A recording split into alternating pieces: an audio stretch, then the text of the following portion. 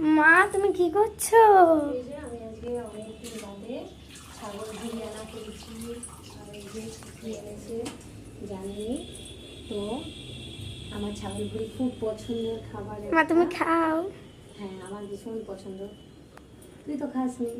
না আমি খাই না। মাছ আছে, ডিম আছে, তুই খাবি। আর আমার কিন্তু খুব ভালো লাগে, যেটাকে সেই চটপটি টাইপের বলে, ওরকম করে করলে আমার ভীষণ ভালো লাগে, কষা কষা করে। তো কে কে আমার মতন পছন্দ করো বলবে। আর দেখো আমি কি সুন্দরভাবে পরিষ্কার করে নিচ্ছি। আমার কিন্তু এই পরিষ্কারটা না ভালো করে হলে আমার খেতে ইচ্ছে করে না। এটা আরও হচ্ছে মানে এটা জাস্ট সিম্পল গরম জল দিয়ে পরিষ্কার করেছি। তারপর এবার সিদ্ধ করব, তারপর পরিষ্কার করে আমি ওটাকে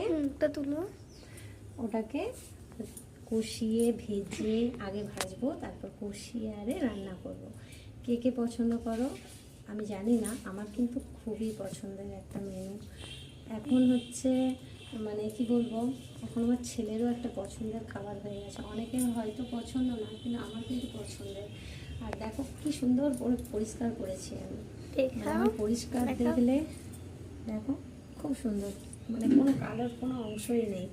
এগুলো পরিষ্কার ভালো করে না করলে খেতে ঘৃণা লাগে।